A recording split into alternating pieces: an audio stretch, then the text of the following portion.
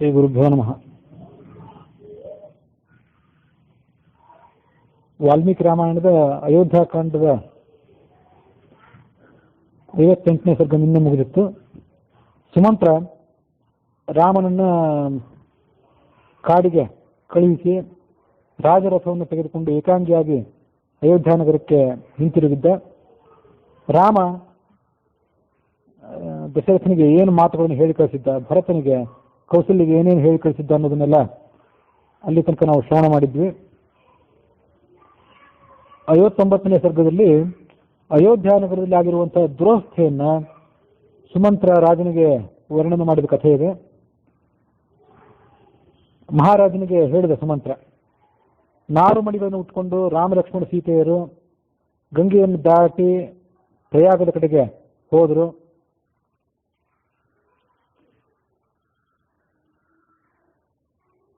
ರಾಮನನ್ನ ನೋಡಬೇಕು ಅನ್ನೋದಕ್ಕಾಗಿ ನಾನು ಅನೇಕ ಸಮಯದ ತನಕ ಅಲ್ಲೇ ನಿಂತ್ಕೊಂಡಿದ್ದೆ. ರಾಮ ಕಣ್ಣಿಗೆ ಕಾಣದಂತೆ ದೂರ ಹೋದ ಮೇಲೆ ನಾನು ಹಿಂತಿರುಗಿ ಬಂದೆ. ಆ ಬಳಿಕ ನಾನು ಕೂಡಲೇ ಅಯೋಧ್ಯೆಗೆ ಹಿಂತಿರುಗಲಿಲ್ಲ. ರಾಮ ಮತ್ತೆ ನನ್ನನ್ನು ಕರೆಯಬಹುದು ಅನ್ನುವ ಆಕಾಂಕ್ಷೆಯಿಂದ ಅನೇಕ ದಿವಸಗಳನ್ನ, ಅಂದ್ರೆ ಸುಮಾರು 3 ದಿವಸಗಳು ಅಂತ ವ್ಯಾಖ್ಯಾನಕಾರರ ಅಭಿಪ್ರಾಯ ಇದೆ. 3 ದಿವಸಗಳ ಕಾಲ ಗುಹನ ಜೊತೆಗೆ ಗಂಗಾ ನದಿ ತೀರದಲ್ಲೇ ನಾನಿದ್ದೆ. ಗುಹನ ಗೂಢಚಾರರ ಮೂಲಕ ರಾಮ ಯಾವ ಕಡೆ ಹೋದ ಅನ್ನೋದನ್ನ ನಾನು ತಿಳ್ಕೊಂಡು ಅಯೋಧ್ಯ ನಗರದ ಕಡೆಗೆ ಬಂದೆ. ಮನುಷ್ಯರಿಗೆ ಮಾತ್ರ ರಾಮನ ವಿಯೋಗದಿಂದ ದುಃಖ ಆಗಿಲ್ಲ, ಚರಾಚರ ಪ್ರಾಣಿಗಳಿಗೆಲ್ಲದಕ್ಕೂ ಕೂಡ. ನಿಮ್ಮ ದೇಶದಲ್ಲಿರುವಂತಹ ಮರ ಬಳ್ಳಿಗಳು, ಹೂಗಳು, ಚಿಗುರೆಲೆಗಳು ರಾಮನ ವಿಯೋಗದಿಂದ ಬಾಡಿ ಹೋಗಿವೆ. ಅವುಗಳಿಗೆ ಕಾಂತಿಯೇ ಇಲ್ಲ. ಸರೋವರಗಳಿಗೆ, ನದಿಗಳಿಗೆ ನೀರಿನ ಹೊರತೆ ಇಲ್ಲ, ಅವೆಲ್ಲ ಬತ್ತಿ ಹೋಗಿವೆ. ಸರ್ಪಗಳು ಕೂಡ ರಾಮನ ವಿಯೋಗದಿಂದ ದೀರ್ಘವಾಗಿ ನಿಟ್ಟುಸಿರು ಬಿಡ್ತಾ ಕುಳಿತಲ್ಲೇ ಕೂತ್ಕೊಂಡಿವೆ. ಸರ್ಪ ಅಂತ ಹೆಸರು ಅದಕ್ಕೆ. ಸರ್ಪ ಅಂದ್ರೆ ಸದಾ ಸಂಚಾರ ಮಾಡುವಂಥ, ಸರ್ಪತೀತಿ ಸರ್ಪ, ಸರ್ಪಗತವು ಅಂತ ಧಾತು. ಯಾವಾಗಲೂ ಸಂಚಾರ ಮಾಡ್ತಿದ್ರಿಂದ ಅದು ಸರ್ಪ, ತೆವಳಿಕೊಂಡು ಹೋಗ್ತಿದ್ದರಿಂದ ಅದು ಸರ್ಪ. ಆದರೆ ತಮ್ಮ ಸ್ವಾಭಾವಿಕವಾದ ಚಟುವಟಿಕೆಯನ್ನು ಅದು ನಿಲ್ಲಿಸಿ ಸ್ತಬ್ಧವಾಗಿ ಒಂದೇ ಕಡೆ ನಿಂತು ಬಿಟ್ಟಿವೆ. ಸರೋವರದಲ್ಲಿರುವಂತಹ ಪದ್ಮಪತ್ರಗಳು ನೀರಿನಲ್ಲಿ ಅಡಗಿ ಹೋಗಿವೆ, ನೀರು ಮಲಿನ ಆಗಿವೆ. ಕಮಲದ ಹೂಗಳು ಬಾಡಿ ಹೋಗಿವೆ. ಮೀನುಗಳು, ಹಂಸ ಮೊದಲಾದ ಪಕ್ಷಿಗಳು, ಚಕ್ರವಾಕ ಪಕ್ಷಿಗಳು ಕಂಗೆಟ್ಟು ಎಲ್ಲೋ ಅಡಗಿಕೊಂಡ್ಬಿಟ್ಟಿವೆ. ಫಲ ವೃಕ್ಷಗಳಲ್ಲಿ ಹಿಂದಿನಂತೆ ಯಥೇಚ್ಛವಾಗಿ ಹೂಗಳು, ಪುಷ್ಪಗಳು, ಫಲಗಳು ಸಿಗುತ್ತಿಲ್ಲ. ಪಕ್ಷಿಗಳು, ಶುಕ, ಪಿಕ, ಗಿಣಿ, ಕೋಗಿಲೆ ಮೊದಲಾದ ಪಕ್ಷಿಗಳು ರಾಮನ ನಿರ್ಗಮನ ದುಃಖದಿಂದ ಕಂಗೆಟ್ಟು ಗೂಡುಗಳೊಳಗೆ ಅಡಗಿಕೊಂಡಿವೆ, ಹೊರಗೆ ಬರ್ತಿಲ್ಲ ಅವು.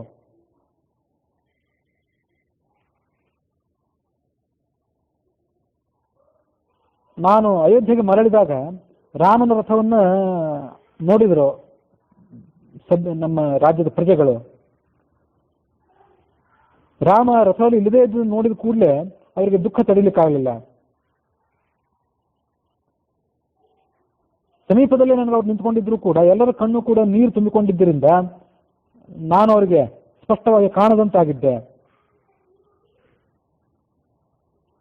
ನ ಮಿತ್ರಾಣಾಂ ಉದಾಸೀನ ಜನಸ್ಯ ಚ ಅಹಂ ಆರ್ತತೆಯ ಕಿಂಚಿತ್ ವಿಶೇಷಮುಪಲಕ್ಷಯೇ. ರಾಜನೇ, ನಿನಗೆ ಈ ಸಾಮ್ರಾಜ್ಯದಲ್ಲಿ, ಜಗತ್ತಿನಲ್ಲಿ ಕೆಲವರು ಜನ ಮಿತ್ರರು ಇರಬಹುದು, ಇನ್ನು ಕೆಲವು ಜನ ಶತ್ರುಗಳಿದ್ದಿರಬಹುದು, ಇನ್ನು ಕೆಲವರು ಜನ ಉದಾಸೀನರು. ನಿನಗೆ ಶತ್ರುಗಳೇ ಇರಲಿ, ನಿನಗೆ ಉದಾಸೀನರೇ ಇರಲಿ, ಅವರೆಲ್ಲರೂ ರಾಮನ ವಿಯೋಗದಿಂದ ಇವತ್ತು ದುಃಖಿತರಾಗಿದ್ದಾರೆ. ಯಾರಿಗೂ ವ್ಯತ್ಯಾಸನೇ ಇಲ್ಲ. ನಿನ್ನ ಮಿತ್ರರಂತೂ ದುಃಖಿತರಾಗೇ ಆಗ್ತಾರೆ. ನಿನ್ನ ಮಿತ್ರರು ಅಂದ್ರ ಮೇಲೆ ನಿನ್ನ ಮಗ ಕಾಡಿಗೆ ಹೋದ್ಮೇಲೆ ಅವರು ದುಃಖಿತರಾಗಬೇಕು, ಸಹಜ. ಆದರೆ ನಿನ್ನ ಶತ್ರುಗಳು ಮತ್ತು ನಿನ್ನ ಉದಾಸೀನ ವ್ಯಕ್ತಿಗಳು ಕೂಡ ದುಃಖಿತರಾಗಿದ್ದಾರೆ. ಅದು ವಿಶಿಷ್ಟವಾದ ಸಂಗತಿ.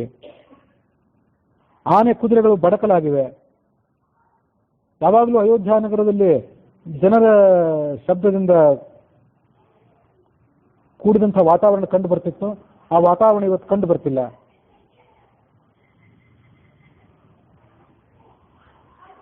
ಹೀಗೆ ಆ ಸುಮಂತ್ರ ಅಯೋಧ್ಯ ನಗರದ ಸ್ಥಿತಿಯನ್ನು ವರ್ಣನೆ ಮಾಡ್ತಿದ್ದಾಗ ದಶರಥ ಮುಂದಿನಂತೆ ಹೇಳಿದ, ಈ ಪಾಪಿಷ್ಠರ ಕುಲದಲ್ಲಿ ಹುಟ್ಟಿದಂಥ ಕೈಕೇಯಿ ರಾಮನನ್ನು ಅರಣ್ಯಕ್ಕೆ ಕಳಿಸುವಂತ ನನಗೆ ನಿರ್ದೇಶನ ಮಾಡಿದ್ಲು. ಆವಾಗ ನಾನು ತಪ್ಪು ಮಾಡಿದೆ. ಅವಳು ಆ ಥರ ಹೇಳಿದಾಗ ನಾನು ಆಲೋಚನೆ ಮಾಡಬೇಕಾಗಿತ್ತು, ಯಾರ ಜೊತೆನೂ ಮಾಡಲಿಲ್ಲ.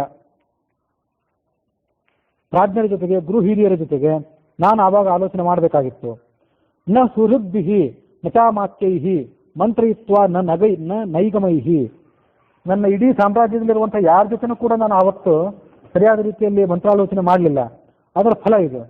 ಸುಹೃತ್ತರುಗಳು ಅಂದರೆ ಸ್ನೇಹಿತರು, ಅಮಾತ್ಯರು ಅಂದರೆ ಮಂತ್ರಿಗಳು, ಇವ್ರು ಯಾರ ಜೊತೆಗೂ ನಾನು ಮಾಡಲಿಲ್ಲ. ಯಾಕೆಂದ್ರೆ ಸಮೂಹಾತ್ ಸ್ತ್ರೀ ಹೇತೋಹೋ ಸಹಸಾಕೃತಃ. ಈ ಸ್ತ್ರೀಯ ಕಾಮಪಾಶಕ್ಕೆ ನಾನು ಕಟ್ಟು ಬಿದ್ದು ಸಮುಗ್ಧನಾಗಿಬಿಟ್ಟಿದ್ದೆ. ನನ್ನ ಬುದ್ಧಿ ಸಮೂಢ ಆಗಿತ್ತು. ಹಾಗಾಗಿ ನಾನು ಯಾರ ಜೊತೆನೂ ಆಲೋಚನೆ ಮಾಡಲಿಲ್ಲ. ಪ್ರಾಯಶಃ ಮುಂದೆ ಆಗಬೇಕಾದಂಥ ಯಾವುದೋ ಒಂದು ನಿರ್ದಿಷ್ಟವಾದಂಥ ಕಾರ್ಯಕ್ಕಾಗಿ ಅಥವಾ ನನ್ನ ಕುಲದ ವಿನಾಶಕ್ಕಾಗಿ ದೈವೇಚ್ಛೆಯಿಂದ ಇದಾಗಿದ್ದಿರಬೇಕು. ಕುಲಸ್ಯಾಸ್ತಿ ವಿನಾಶಾಯ, ನನ್ನ ಕುಲ ನಾಶ ಆಗುವಂಥದ್ದಾಗಿರಬೇಕು. ಹಾಗಾಗಿ ದೈವ ಇದನ್ನ ಇಂಥ ಒಂದು ಆಟವನ್ನು ಹೂಡಿರಬೇಕು. ರಾಜ ಹೇಳಿದ ಸುಮಂತ್ರನಿಗೆ, ನಿನಗೆ ನಾನೇನಾದರೂ ಉಪಕಾರ ಮಾಡಿದ್ರೆ, ಇಲ್ಲಿ ತನಕ ಏನಾದರೂ ಉಪಕಾರ ಮಾಡಿದ್ರೆ, ಕಿಂಚಿನ್ ಮಯ ಸುಕೃತಂ ಕೃತಂ ಯದ್ಯಸ್ತಿ ತೇ, ನಿನಗೆ ನಾನೇನಾದರೂ ಉಪಕಾರ ಮಾಡಿದ್ರೆ ಆ ಉಪಕಾರಕ್ಕೆ ಪ್ರತಿಯಾಗಿ ನಾನು ಏನು ಕೇಳ್ಕೊತೀನಿ ನಿನಗೆ, ನೀನೇನು ನನಗೆ ಮಾಡಬೇಕು ಅಂದರೆ ಬೇರೆ ಏನು ಬೇಕಾಗಿಲ್ಲ, ಕೂಡಲೇ ರಥದಲ್ಲಿ ನನ್ನನ್ನು ಕೂಡಿಸ್ಕೊಂಡು ರಾಮ ಯುದ್ಧದಲ್ಲಿ ಕರ್ಕೊಂಡು ಹೋಗು. ನನ್ನ ಪ್ರಾಣಗಳು ರಾಮನ ದರ್ಶನ ಮಾಡಲಿಕ್ಕೆ ಅವಸರ ಪಡ್ತಿವೆ. ಪ್ರಾಣಾಹ ಸಂತ್ವರಯಂತಿ ಮಾಂ ಅಂತ ಹೇಳಿದ. ಭರತ ಇನ್ನೂ ಬಂದು ರಾಜ್ಯಾಧಿಕಾರ ಸ್ವೀಕಾರ ಮಾಡಿಲ್ಲ. ಭರತ ಬಂದ ಮೇಲೆ ಪಟ್ಟಾಭಿಷೇಕ ಮಾಡಿಸ್ಕೊಂಡ ಮೇಲೆ ಆತ ರಾಜ. ಅಲ್ಲಿ ತನಕ ನಾನೇ ರಾಜ. ಹಾಗಾಗಿ ನನ್ನ ಆಜ್ಞೆಗೆ ಮಾನ್ಯತೆ ಇದೆ. ಒಂದು ವೇಳೆ ಇರೋದಾದ್ರೆ ರಾಮನನ್ನು ಕೂಡಲೇ ಕರ್ಕೊಂಡು ಬಾ. ಒಂದು ಕ್ಷಣನೂ ನಾನು ಬದುಕಲಾರೆ, ಒಂದು ಮುಹೂರ್ತ ಕಾಲ ಕೂಡ ನಾನು ಜೀವಿಸಲಾರೆ.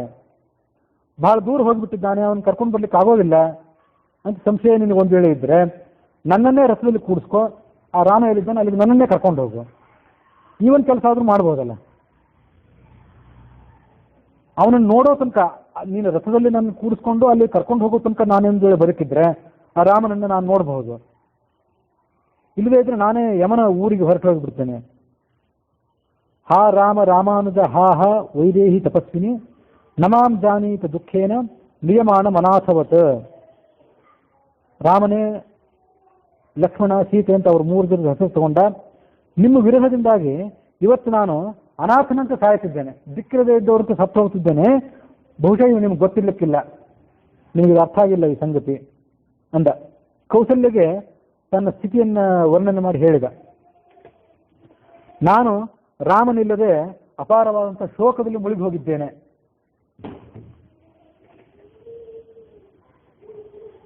ಆ ಶೋಕದಲ್ಲಿ, ಆ ಶೋಕ ಅಂತ ಒಂದು ದೊಡ್ಡ ಸಾಗರದಂತೆ ಇದೆ.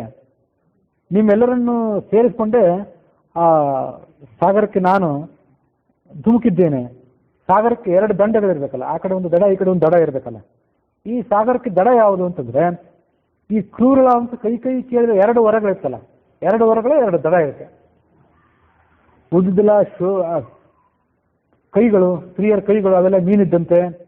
ಮತ್ತೊಂದು ಯಾವುದೋ ಪಾಚಿ, ಮತ್ತೊಂದು ಯಾವುದೋ ನೀರು, ಸಮುದ್ರದಲ್ಲಿ ನೀರು, ಮೀನು ಇಂಥದೆಲ್ಲ ಇರ್ತದಲ್ಲ, ಅದೆಲ್ಲ ಈ ಶೋಕಕ್ಕೂ ಇದೆ ಅಂತ ವರ್ಣನೆ ಮಾಡಿದ. ಆ ಉಳಿದೆಲ್ಲ ವರ್ಣನೆಕ್ಕಿಂತ ಅದಕ್ಕೆ 2 ದಡಗಳು ಯಾವುದಂದ್ರೆ ಅವ್ರು ಕೇಳಿದಂತೆ 2 ವರಗಳು. ಇದು ಮಹಾಪಾಪದ ಫಲ. ಇದು ರಾಮನನ್ನು ನಾನು ನೋಡಬೇಕು ಅಂತ ಅಪೇಕ್ಷೆ ಪಡ್ತಿದ್ದೇನೆ, ಆದ್ರೆ ರಾಮನನ್ನು ನೋಡ್ಲಿಕ್ಕೆ ಆಗ್ತಿಲ್ಲ. ಅದೇನಿದೆ, ದೊಡ್ಡ ಪಾಪದ ಫಲ ಆಗಿದೆ.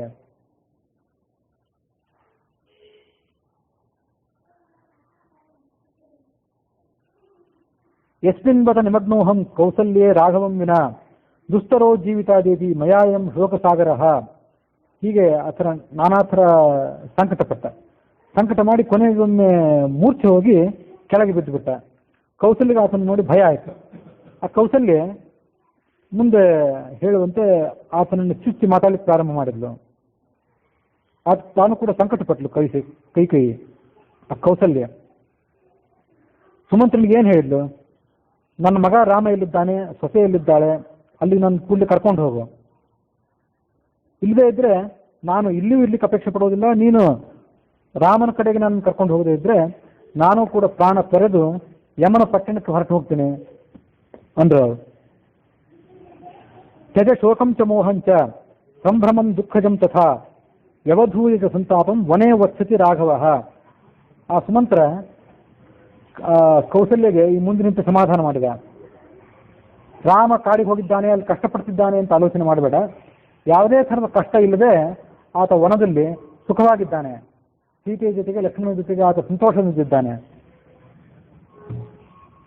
ಲಕ್ಷ್ಮಣಶ್ಚಾಪಿ ರಾಮಸ್ಯ ಪಾದವು ಪರಿಚರನ್ ವನೆ ಆರಾಧಯತಿ ಧರ್ಮಜ್ಞ ಪರಲೋಕಂ ಜಿತೇಂದ್ರಿಯ.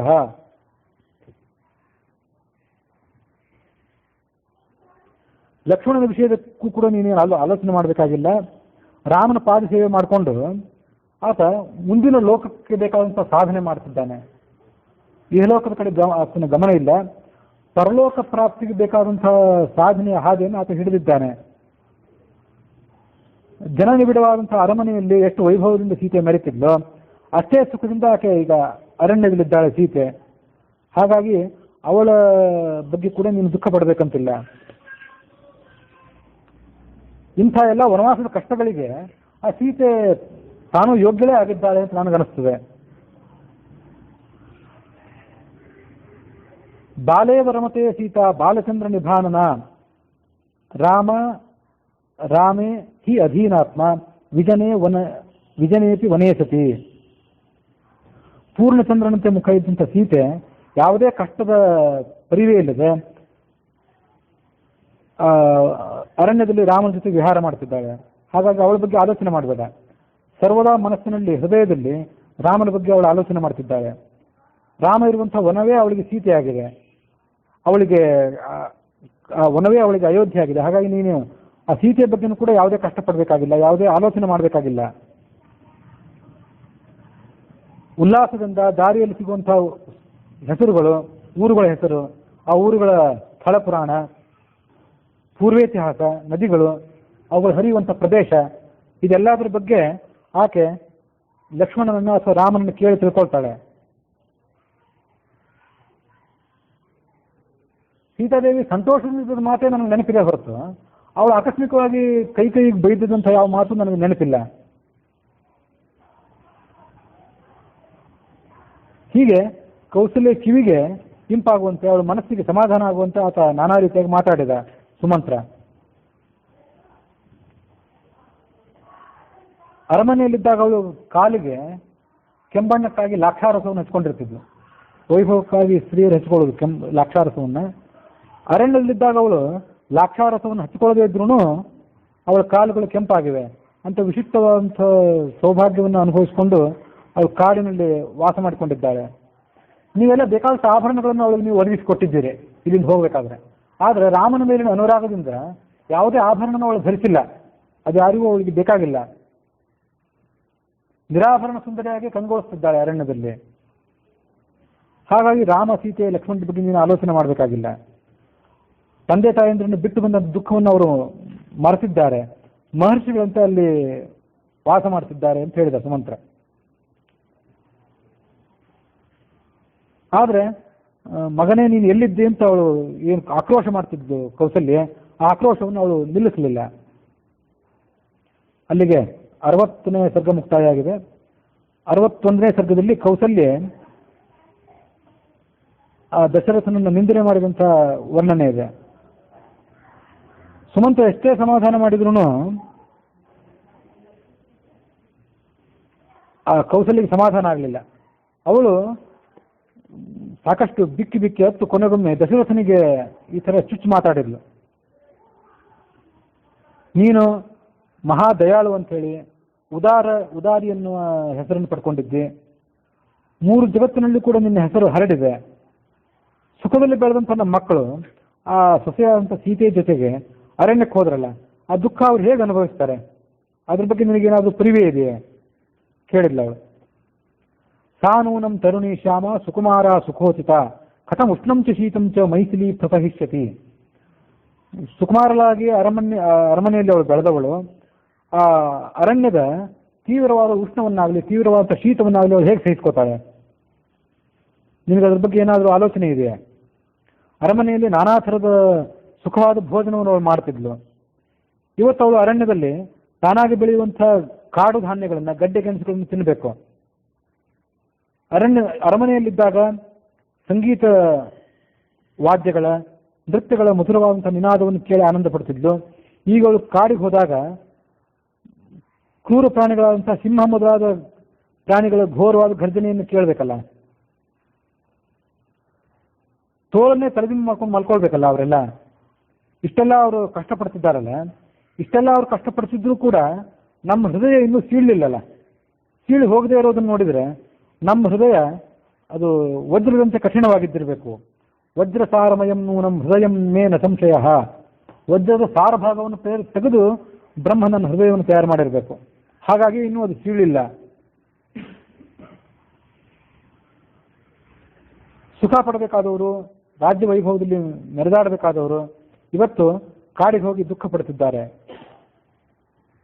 ಆತ ವನವಾಸ ಮುಗಿಸಿ ಮತ್ತೆ ಅಯೋಧ್ಯೆಗೆ ಬಂದ ಮೇಲೆ ಸಾಮ್ರಾಜ್ಯವನ್ನು ಪಡ್ಕೋತಾನೇನೋ ಅಂತ ಅದು ಒಂದು ಭರವಸೆ ಇಟ್ಕೊಳ್ಬಹುದು ಅಂದ್ರೆ ಆ ಭರವಸೆನೂ ಇಲ್ಲ. ಯಾಕೆಂದ್ರೆ ಅವನ ಸ್ವಭಾವ ಎಂಥದ್ದು, ರಾಮನ ಸ್ವಭಾವ ಎಂಥದ್ದು?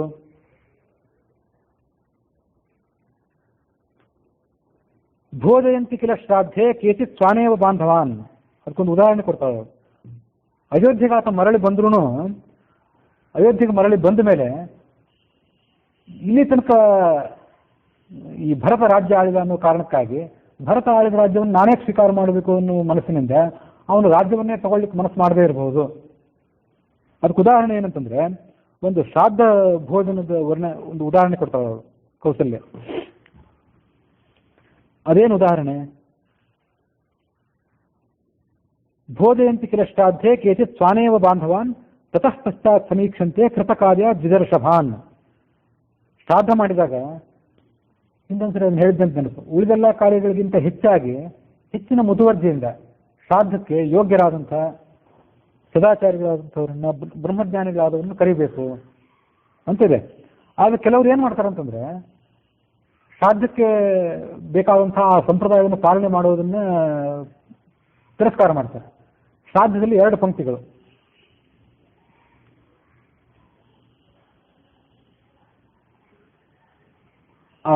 ಮೊದಲನೇ ಪಂಕ್ತಿ ಯೋಗ್ಯರಾದವರನ್ನ ಬ್ರಹ್ಮಜ್ಞಾನಿಗಳನ್ನು ಕೂಡಿಸಬೇಕಾದಂಥ ಪಂಕ್ತಿ ಒಂದು, ಅದಾದ್ಮೇಲೆ ಇಷ್ಟ ಪಂಕ್ತಿ ಅಂತ ಇನ್ನೊಂದು.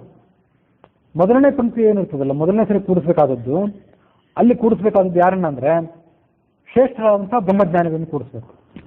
ಅದಾದ್ಮೇಲೆ ಇಷ್ಟ ಪಂಕ್ತಿ, ಅಲ್ಲಿ ಸೋದರಳಿಯ, ಅಳಿಯ ಮೊದಲಾದವ್ರನ್ನ ಆಮೇಲೆ ಕೂಡಿಸ್ಬೇಕು. ಇಷ್ಟ ಪಂಕ್ತಿ, ಇಷ್ಟ ಅಂತಂದ್ರೆ ಇಷ್ಟರಾದಂಥವ್ರು, ಆಪ್ತೇಷ್ಟರಾದಂಥವರು ಜನರೇನಿರ್ತಾರೆ ಅವ್ರನ್ನ ಕೂಡಿಸ್ಬೇಕಾದ ಪಂಕ್ತಿ ಅನ್ನೋ ಕಾರಣಕ್ಕಾಗಿ ಅದಕ್ಕೆ ಇಷ್ಟ ಪಂಕ್ತಿ ಅಂತ ಕರೀತಾರೆ. ಆ ಇಷ್ಟ ಪಂಕ್ತಿಗೆ ಕೂತ್ಕೊಳ್ಬೇಕಾದವ್ರು ಏನಿರ್ತಾರೆ ಅವ್ರನ್ನ ತಗೊಂಡು ಹೋಗಿ ಆ ಬ್ರಹ್ಮಜ್ಞಾನಿಗಳ ಪಂಕ್ತಿಯಲ್ಲಿ ಕೂಡಿಸಿಬಿಟ್ರೆ ಆಯ್ತು. ಕೂಡಿಸ್ತಾರೆ, ಅಲ್ಲಿಗೆ ಸುಮ್ಮನೆ ಇರೋದಿಲ್ಲ. ಆ ಬ್ರಹ್ಮಜ್ಞಾನಿಗಳಾದವ್ರನ್ನ ಮತ್ತೆ ಈ ಕಡೆ ತಂದು ಕೂಡಿಸ್ತಾರೆ ಇಷ್ಟ ಪಂಕ್ತಿಯಲ್ಲಿ. ಹಾಗೊಂದು ಕೂಡಿಸಿದ್ರೆ ಆ ಬ್ರಹ್ಮಜ್ಞಾನಿಗಳಾದವ್ರು ಏನು ಮಾಡ್ತಾರೆ, ಅದನ್ನು ತಿರಸ್ಕಾರ ಮಾಡ್ತಾರೆ. ನೀ ನನ್ನನ್ನು ಕರೆಯೋದಾಗಿದ್ರೆ ಆ ಮೊದಲನೇ ಪಂಕ್ತಿಗೆ ಕರಿಬೇಕಾಗಿತ್ತು, ಮೊದಲನೇ ಪಂಕ್ತಿಯಲ್ಲೇ ನನಗೆ ಭೋಜನ ಮಾಡಿಸ್ಬೇಕಾಗಿತ್ತು. ಅದನ್ನು ಬಿಟ್ಟು ಈ ಇಷ್ಟ ಪಂಕ್ತಿಯಲ್ಲಿ ನೀನು ನನ್ನನ್ನು ಕೂಡಿಸಿದ್ದಿ, ಹಾಗಾಗಿ ಈ ಉಚ್ಚಿಷ್ಟ ಭೋಜನವನ್ನು ನಾನು ಮಾಡೋದಿಲ್ಲ. ಉಚ್ಚಿಷ್ಟ ಅಂದರೆ ಎಂಜಲು ಭೋಜನ, ಅದು ಎಂಜಲು ಅಲ್ಲದೆ ಇರಬಹುದು, ಅದು ಇನ್ನೊಬ್ಬರಿಗೆ ಬಡಿಸಿ ಉಳಿದದ್ದಾಗಿರ್ಬಹುದು. ಆದರೂ ಕೂಡ ಆ ಬ್ರಹ್ಮಜ್ಞಾನಿಗಳಾದವರು ಅದನ್ನ ಮನಸಾರೆ ಒಪ್ಪೋದಿಲ್ಲ.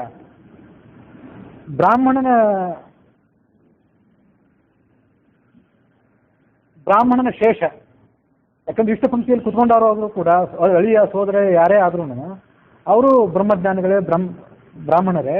ಹಾಗಾಗಿ ಅವರ ಶೇಷ ಏನಿದೆ ಅದು ಕೂಡ ಪವಿತ್ರವಾದದ್ದು, ಅಮೃತಕ್ಕೆ ಸಮಾನವಾದದ್ದು. ಹಾಗಾಗಿ ಅಲ್ಲಿ ಯಾಕೆ ಕೂತ್ಕೋಬಾರ್ದು ಅಂತ ಹಿಂಗೊಂದು ಅನಿಸ್ಬಹುದು. ಆದರೂ ಕೂಡ ಆ ಜ್ಞಾನಿಗಳಾದವರು ಅದನ್ನ ಅಮೃತ ಅಂತ ಪರಿಗಣನೆ ಮಾಡೋದಿಲ್ಲ, ಅದನ್ನು ತಿರಸ್ಕಾರ ಮಾಡ್ತಾರೆ. ಅವರು ಗುಣವಿಶಿಷ್ಟರಾದವರು, ವಿದ್ವಾಂಸರಾದವರು, ದೇವತೆಗಳಿಗೆ ಸದಸ್ಯರಾದಂತಹ ಬ್ರಾಹ್ಮಣರು ಇಷ್ಟ ಪಂಕ್ತಿಯಲ್ಲಿ ಈಗಾಗಲೇ ಯಾರು ಕೂತ್ಕೊಂಡು ಭೋಜನ ಮಾಡಿದ್ದಾರೆ ಅವರ ಶೇಷ ಅನಿಸ್ಕೊಂಡಂಥ ಭೋಜನವನ್ನ ಸ್ವೀಕಾರ ಮಾಡಲಿಕ್ಕೆ ಮನಸ್ಸು ಮಾಡೋದಿಲ್ಲ. ಅನರ್ಹರನ್ನ ಅಲ್ಲಿ ಕರೆದದ್ದು ಮತ್ತು ನಮ್ಮ ಜ್ಞಾನಿಗಳಾದವರನ್ನು ಆಮೇಲೆ ಕೂಡಿಸಿದ್ದು, ಇದೆರಡು ಕೂಡ ತಮಗೆ ಮಾಡಿದ ಅಪರಾಧ ಅಂತ ತಿಳ್ಕೊತಾರೆ ಆ ಜ್ಞಾನಿಗಳಾದವರು. ಅಲ್ಲಿ ಹಾಗಾಗಿ ಅವರಲ್ಲಿ ಬರಲಿಕ್ಕೆ ಮನಸ್ಸು ಮಾಡೋದಿಲ್ಲ. ಅದರಂತೆ ಸಿಂಹಾಸನ ಜ್ಯೇಷ್ಠ ಪುತ್ರನಾದಂಥ ನನಗೆ ಸಿಗಬೇಕಾಗಿತ್ತು, ಅದನ್ನು ಬಿಟ್ಟು ಕನಿಷ್ಠನಾದಂಥ ಭರತನಿಗೆ ಒಪ್ಪಿಸಿಕೊಟ್ರಿ, ಇನ್ನು ನನಗೆ ಅಂಥ ಸಿಂಹಾಸನವೇ ಬೇಡ ಅಂತ ಅದನ್ನ ರಾಮ ತಿರಸ್ಕಾರ ಮಾಡಬಹುದು. ನಾಳೆ ಆತ 14 ವರ್ಷ ಮುಗಿಸಿ ಬಂದ್ರೂ ಕೂಡ ತಿರಸ್ಕಾರ ಮಾಡಬಹುದು. ಅದನ್ನ ಆತ ಒಪ್ಪಲಿಕ್ಕಿಲ್ಲ ಅಂತೇಳಿ ಕೌಸಲ್ಯ. ಅದಕ್ಕೆ ಮತ್ತೊಂದು ಉದಾಹರಣೆ ಇದೆ. ಶೃಂಗಚ್ಛೇದ ವಿವರ್ಷಭಾಹ, ಎತ್ತುಗಳಿಗೆ, ಋಷಭಗಳಿಗೆ ತಮ್ಮ ಕೊಂಬಿನ ಮೇಲೆ ಬಹಳ ಅಭಿಮಾನ. ಆದ್ರೆ ಕೊಂಬನ್ನೇನಾದ್ರೂ ಒಂದು ವೇಳೆ ಕತ್ತರಿಸಿಬಿಟ್ರೆ ಅದಕ್ಕೆ ಅವಮಾನ ಅಂತ ತಿಳ್ಕೊತದೆ. ಅದರಂತೆ ತಮಗೆ ಬೇಕಾದಂಥ ಸ್ಥಾನಮಾನವನ್ನು ಕೊಡದೆ ತಮ್ಮನ್ನು ತಿರಸ್ಕಾರ ಮಾಡಿದರೆ ಅವರು ಮತ್ತೆ ನೀವು ಇನ್ನೊಂದ್ಸರಿ ಅದನ್ನು ಕೊಟ್ಟರು ಕೂಡ ಸ್ವೀಕಾರ ಮಾಡೋದಿಲ್ಲ, ಅಭಿಮಾನಿಗಳಾದವರು. ಶೃಂಗ ಅಂತಂದ್ರೆ ಕೊಂಬು ಅಂತ ಒಂದು ಅರ್ಥ ಮಾಡ್ಬೋದು. ಅಥವಾ ಎತ್ತಿನ ಸ್ವಭಾವ ಏನಂತಂದ್ರೆ, ಒಂದು ಹುಲ್ಲುಗಾವಲಿಗೆ ಹೋದಾಗ ಅಲ್ಲೇನು ಹುಲ್ಲು ಗರಿಕೆ ಇರ್ತದಲ್ಲ, ಅದು ಅಖಂಡವಾಗಿದ್ರೆ ಅದನ್ನು ತಿಂತದಂತೆ. ಈಗಾಗಲೇ ಬೇರೆ ಯಾವುದಾದ್ರು ಎತ್ತು ಅಥವಾ ದನಗಳು ಅಲ್ಲಿ ಮೇಲೆ ಹೋಗಿದ್ರೆ ಅದು ಕತ್ತರಿಸಿದ್ದು ಕಾಣಿಸಿದ್ರೆ ಅಲ್ಲಿ ಇದು ಬಾಯಿಗೆ ಹಾಕೋದಿಲ್ಲ ಅಂತ ಹೇಳ, ಅದೊಂದು ಇಲ್ಲಿ ಅಂತ ಉದಾಹರಣೆ ಕಂಡಿದ್ದಿರಬೇಕು. ಹಾಗಾಗಿ ಶೃಂಗಚ್ಛೇದ, ಶೃಂಗ ಅಂತಂದ್ರೆ ತುದಿ ಅಂತರ್ಥ. ಮೊದಲನೇ ಪಕ್ಷದಲ್ಲಿ ಶೃಂಗ ಅಂದ್ರೆ ಕೊಂಬು ಅಂತರ್ಥ. ಕೊಂಬು ಕತ್ತರಿಸಿದ್ರೆ ಎತ್ತಿಗೆ ಅವಮಾನ ಹೇಗೋ ಹಾಗೆ ಅಂತರ್ಥ. ಇನ್ನೊಂದು ಕಡೆ ಶೃಂಗ ಅಂದ್ರೆ ಆ ಗರಿಕೆಯ ಹುಲ್ಲಿನ ತುದಿ. ತುದಿ ಕತ್ತರಿಸಿದ್ದು ನೋಡಿದ್ರೆ ಅದಲ್ಲಿ ಹುಲ್ಲು ಮೇಲಿಕ್ಕೆ ಹೋಗೋದೇ ಇಲ್ಲ, ಅದಕ್ಕೆ ಹೊಸ ಹುಲ್ಲುಗಾವಲೇ ಬೇಕು, ಹೀಗೆ ಅದು ಅಪೇಕ್ಷೆ ಪಡ್ತದೆ. ಹಾಗೆ ಅಭಿಮಾನಿಗಳಾದಂಥ ಈ ರಾಮ, ಅಭಿಮಾನಿಯಾದಂಥ ರಾಮ ಅಥವಾ ಅಭಿಮಾನಿಗಳಾದಂಥ ರಾಮನ ಸದಸ್ಯರಾದ ವ್ಯಕ್ತಿಗಳು ತಮಗೆ ಮಾಡಿದಂಥ ಅವಮಾನವನ್ನು ಅವರು ಸಹಿಸಿಕೊಳ್ಳೋದಿಲ್ಲ.